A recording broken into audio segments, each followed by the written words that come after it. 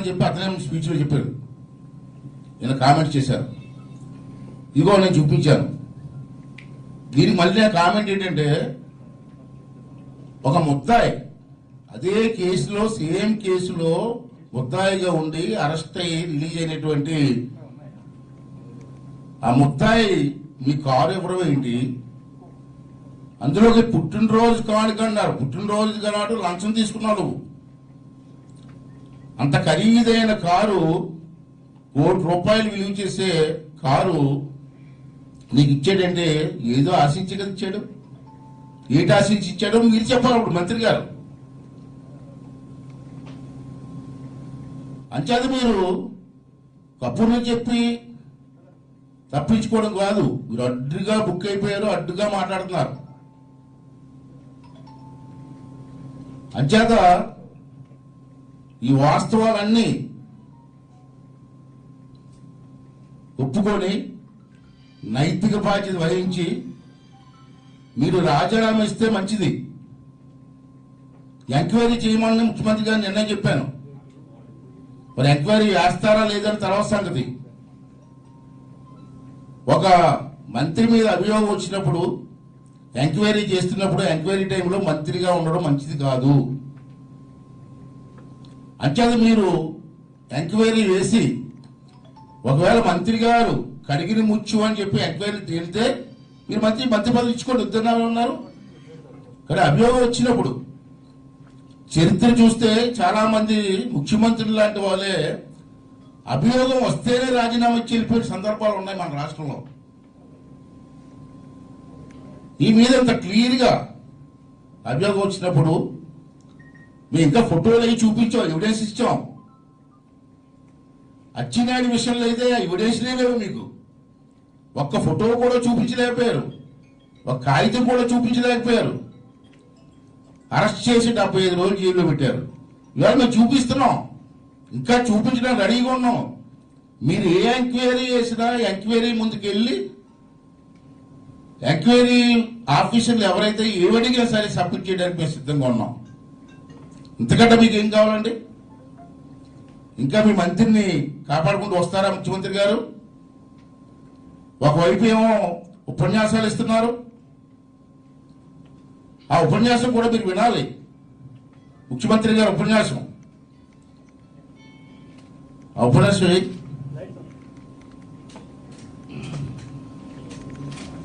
Centre ఏర్పాటు చేయబోతా ఉన్నాము. నేరుగా చీఫ్ మినిస్టర్ ఆఫీస్ కి కాల్ సెంటర్ ఏర్పాటు చేయబోతా ఉన్నామని చెప్తా ఉన్నాము. ఏ ఒక్కరికి ప్రభుత్వ పథకాలు అందకపోయినా, ఏ ఒక్కరికి వివక్ష కనబడినా, ఏ ఒక్క చోట లంచాలు కనిపించినా నేరుగా ముఖ్యమంత్రి కార్యాలయానికి నేరుగా ఫోన్ కొట్టి చెప్పచ్చు అని చెప్పి నేను ఇవాళ మీ అందరికీ కూడా చెప్తా ఉన్నాను. నేరుగా సీఎం ఆఫీస్ నెంబర్ మీ అందరికీ అందుబాటులో ఉంటుందని చెప్తా ఉన్నాను. చూశారు కదా, వాళ్ళ అమ్మగారు పక్కన ఉండగా వాళ్ళ అమ్మగారు సాక్షిగా మాట్లాడిన మాటలు అవి. మరి నిన్న మేము ఫోన్ చేసాం, వారు స్పీచ్లు ఏమన్నారంటే మీరు ఇమీడియట్ గా ఫోన్ చేసి చెప్పండి, యాక్షన్ తీసుకుంటామన్నారు. యాక్షన్ అంటే ఇమీడియట్ గా యాక్షన్ అయిపోతుందని నేను కూడా అనుకోను. ఇదైతే టైం పడుతుంది, 10 రోజులు 20 రోజులు టైం పడుతుంది. నేను మంత్రిగా చేశాను కాబట్టి ఇమీడియట్ ఇప్పుడే చేశాను చెప్పే అంత మూర్ఖుని కాదు నేను. కానీ రిపోర్ట్ ఇచ్చిన తర్వాత 24 గంటల్లో మీ రిపోర్ట్ అందిందని చెప్పి మాకు మెసేజ్ రావాలి కదా. మీరు రిసీట్లు ఇస్తారు కాదానికి ఆఫీసులోకి వెళ్తే, ఒక అప్లికేషన్ ఇస్తే రిసీట్ ఇస్తారు కదా. నేను ఫోన్లో చెప్పాను కాబట్టి మెసేజ్ ఇవ్వాలి కదా నాకు. అయ్యన్ మంత్రి గారు మీరు ఇచ్చిన రిపోర్ట్ అందింది, ఇమీ చర్య తీసుకుంటాం, త్వరలోనే తీసుకుంటాం అని చెప్పి మెసేజ్ కూడా ఇవ్వాలి కదా. ఈవేళ నేను మాట్లాడేప్పుడే రిపోర్ట్ ఇచ్చి 24 గంటలు అయిపోయింది. కనీసం మెసేజ్ కూడా లేదు నాకు. అంటే నువ్వు ఇచ్చిన స్పీచ్కి మీ పనితీరుకి ఏమైనా సంబంధం ఉందా ముఖ్యమంత్రి గారు అని చెప్పి ఈవేళ మాట్లాడుతున్నాను నేను. అరే ఓ మాజీ మంత్రిని 20-37 సంవత్సరాల నుంచి ఆ రాజకీయాల్లో ఉన్నటువంటి ఒక వ్యక్తిని నేను రిపోర్ట్ ఇస్తేనే దిక్కు మొక్కు లేదు, సామాన్య రిపోర్ట్ ఇస్తే నువ్వు యాక్షన్ తీసుకుంటావా? ఎన్నాళ్ళయ్యమ్మా జనాలు మోసం చేస్తారు? ఇప్పటికైనా ముందుకురా, ఇచ్చిన మాట మీద నిలబడు, నీ మంత్రిని కాపాడడం కోసం ప్రయత్నం చేయకు. ఇమీడియట్ గా నువ్వు అన్న మాట ప్రకారంగా ఎంక్వైరీ చేయి. ఎంక్వైరీ చేసి చర్య తీసుకోమని మనం చేస్తాం. మరి అచ్చెన్నాయుడు గారిని ఏ ఎంక్వైరీ ఏ ఆధారం లేకుండా అరెస్ట్ చేసేవే? నీ మంత్రి విషయంలో నేను రాష్ట్రం అంతా అన్ని జిల్లాల్లోని అందరూ మాట్లాడి చర్చ జరిగేవి, మీరు ఎందుకు కనీసం స్పందించట్లేదు? కనీసం మాట్లాడలేదు. ప్రెస్ ముందుకు వచ్చి అయ్యన్న పాత్ర చెప్పింది వాస్తవం కాదనో చెప్పాలా, లేకపోతే వాస్తవం అయితే ఎంక్వైరీ చేస్తారో చెప్పాలి కదా. ఎందుకు ముఖ్యమంత్రి స్థాయిలో మీరు మాట్లాడట్లేదు? నేను ఏ మంత్రి మీద మాట్లాడాను అప్పుడు వచ్చి నేను సార్ శ్రీకాకుళం జిల్లాలో మంత్రి గారు ఉన్నారు, వారి గురించి ఎప్పుడైనా నేను అవినీతి పరుడని చెప్పానా? చెప్పలేదే. పక్కనే బొత్స సత్యబాబు గారు ఉన్నారు విజయనగరం జిల్లాలో, ఎప్పుడో వోక్స్ వ్యాగన్ కారులో అవినీతి గురించి మాట్లాడని తప్పించి ఈ ప్రభుత్వం వచ్చిన తర్వాత ఎప్పుడైనా బొత్స సత్యనారాయణ గురించి అవినీతి పరుడని చెప్పి ఎప్పుడైనా మాట్లాడానా? మన జిల్లాలో ఉన్నారు అవంతి శ్రీనివాసరావు గారు ఉన్నారు, ఏదైనా అడ్మినిస్ట్రేషన్ కోసం మాట్లాడతాం తప్పించి ఎప్పుడైనా అవినీతి పరుడు అని చెప్పాను నేను ఎప్పుడన్నా? పక్కనే కన్నబాబు గారు ఉన్నారు మంత్రి గారు, అతని గురించి ఎప్పుడన్నా మేము అవినీతి పరుడు అని చెప్పామా? ఎందుకు చెప్తామండి? లేడిపోయిన అవినీతి గురించి ఎందుకు చెప్తామండి? ఉంటే చెప్తాం, కావాలని బురద జల్లే నైజం నాకు లేదు. అంటే నాకు కూడా క్రెడిబిలిటీ ఉంది. 1983 నుంచి ఇప్పటి వరకు రాజకీయాల్లో ఉన్నానంటే క్రెడిబిలిటీ మీద బతుకుతున్నాను నేను. ఆస్తిపాస్తులు నేను బతకలేదు. నేను నాకున్న గౌరవంతో నాకున్న క్రెడిబిలిటీతో నేను ఈ రాజకీయాలు బతుకుతున్నాను. నేను అంచేత ఇష్టం వచ్చినట్టు నిందలు వేసి మనిషిని కాదు నేను. ఇవాళ నా దగ్గర ఆధారాలు ఉన్నా చెప్తున్నాను, అందుకే పబ్లిక్గా మాట్లాడుతున్నాను. నీకు అలాగే మానవత్వం ఉంటే రాజీనామా చేయండి, అంతేగాని నాకు సంబంధం లేదు నాకు సంబంధం లేదని చెప్తే ఎట్లాగండి? తప్పది.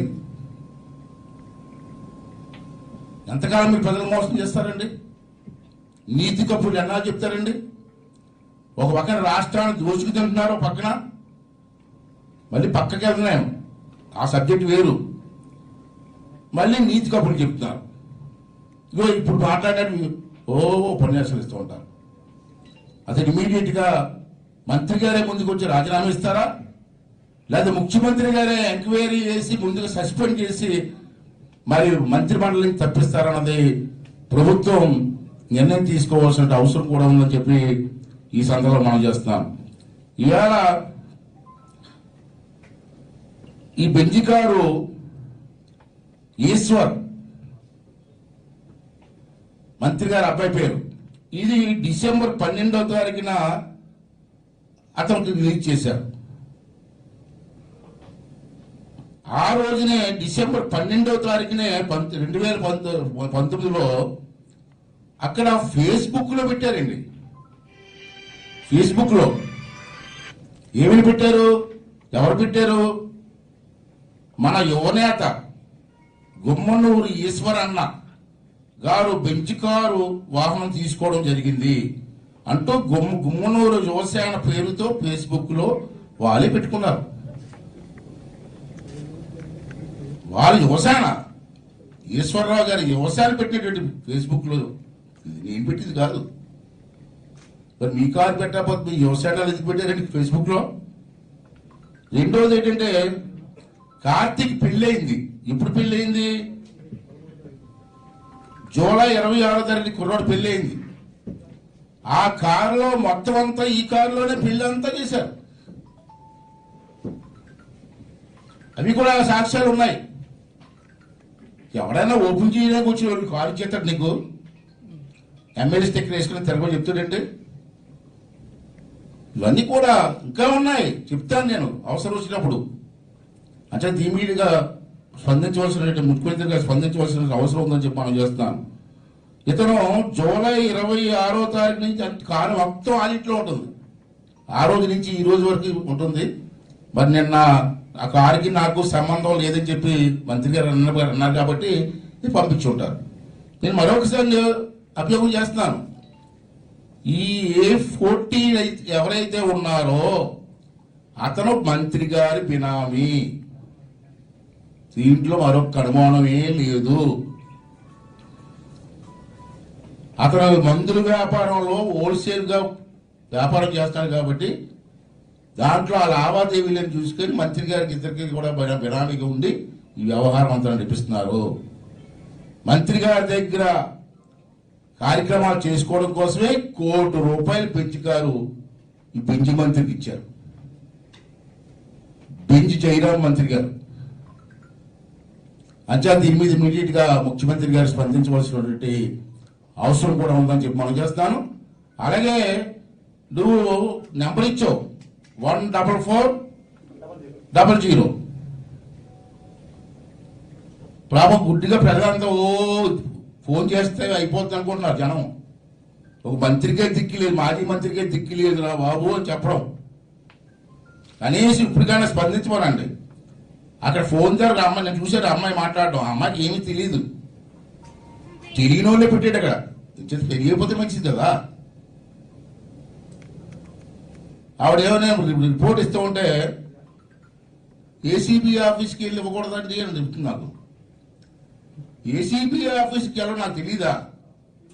ఏసీబీ ఆఫీస్కి వెళ్ళిలాగుంటే నువ్వెందుకు ఆ ఫోన్ ఎందుకు, నువ్వెందుకు దండక కదా అక్కడ? అదో వేస్ట్ కదా టైము. మరి మీరు మాట్లాడడం ఎందుకు? ఏసీబీ ఆఫీస్కి వెళ్ళండి. ఆధార్ కార్డు నెంబర్ ఇస్తారా? కానీ అయ్యో బ్యాంక్ కార్డు నెంబర్ అడగలేదు అన్నాను. బ్యాంక్ అకౌంట్ నెంబర్ అవుద్దామని అడిగారు. అంటే ఇది ఎంత ఎటకారం అయిపోయిందంటే అంత ఎటకారంగా అడ్మినిస్ట్రేషన్ జరుగుతుంది. దీని మీద చర్యలు తీసుకోవాల్సిన అవసరం ఉందని చెప్పి మనం చేస్తున్నాను. ఇందాక మంత్రి గారు అన్నారు, ఏమన్నారు? A14 ఎవరో తెలియదు, ఆ కారు కూడా మాది కాదన్నాడు. అదే కారులో మంత్రి గారు తిరుగుతున్నారు. అదే కారులో మంత్రి గారు తిరుగుతున్నారు. మరి కారు తెలియదన్ను, ఆ మనిషి తెలియదన్ను.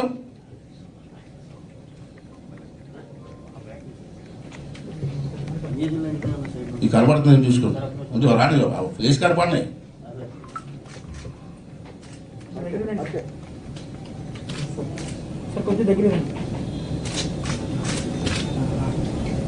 మరి అదే కారులో, అదే నెంబర్ కారులో A14 ఇచ్చినటువంటి బెంచ్ కారులో మంత్రి గారు స్వయంగా తిరుగుతున్నారు. ఇంకా నాకు తెలియదు. లేదా అబ్బాయి ఇచ్చాడు అనుకోండి, బాబు ఇంత ఖరీదైన కారు ఎవరు ఇచ్చారా బాబు కనీసం అడగాలి కదా. కారుకి తిరిగేతావా? ఇదేంటంటే ప్రజల్ని మభ్య పెట్టడం కూడా ఎంత ఎటకారం మభ్య పెడతారో. అంటే ప్రజలంతా ఎరువులు అనుకుంటారా? మీరు ఏమనుకున్నా తెలియదు. అంచేత నేను నా డిమాండ్ని గౌరవించి ముందుకెళ్ళవలసిన అవసరం ఉంది. రెండోది ఏంటంటే రాబోయే రోజుల్లో ఇంకా సాక్ష్యాలు చెప్తానని చెప్పాను. దానికి కూడా చిన్న ఇంటిస్తాను మీకు. ఇదే మంత్రి వాళ్ళ సొంత ప్రాంతంలో, సొంత గ్రామాల్లో ప్యాకెట్ క్లబ్లు రన్ చేస్తున్నారు. అది మీ ప్రెస్లో కూడా బ్రహ్మాండంగా వచ్చింది. ఆ క్లబ్బుల మీద ఒక లేడీ IPS ఆఫీసర్ దాడి చేసింది. ఆ అమ్మాయిని బెదిరించారు కేసు పెట్టద్దని, కానీ బెదరకుండా కేసు పెట్టింది. ఆ దాడిలో 30 లక్షల రూపాయలు పోలీసులకు దొరికింది. నీ ప్రాంతంలో నీ తమ్ముడు ఆధ్వర్యంలో జరిగిన మాట వాస్తవం కాదని చెప్పి అడుగుతున్నాను నేను. అది నీ క్యారెక్టర్. ఇంకా రాబోయే రోజుల్లో చెప్తాను కదా, నీ భూ కుంభకోణం ఒకటి దొరికింది నాకు. కర్నూలు జిల్లాలో నువ్వు చేసిన భూ కుంభకోణం నాకు దొరికింది. రేపు ముఖ్యమంత్రి గారు కానీ నీ మీద ఎంక్వైరీ చేస్తే ఆ భూ కుంభకోణం వివరాలు కూడా నేను ఎంక్వైరీలో ఇస్తాను. ఇంకో అభియోగం చేస్తాను. Gali Janardhan Reddy, king of mafia, మీ అందరికి తెలిసి విషయం, మాకు పెద్ద వ్యక్తి. అతనికి కూడా ఈ మంత్రి పిడారి.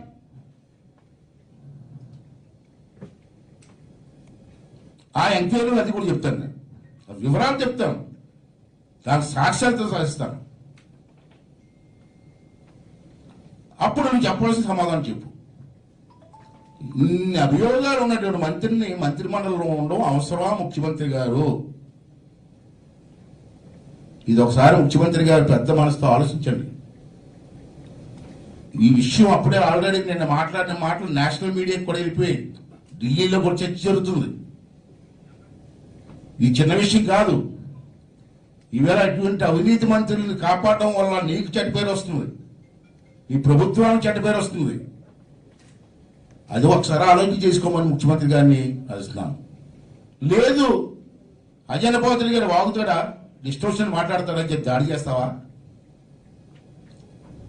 అచ్చినాయుడులా తీసుకెళ్ళి జైలు వేస్తావా?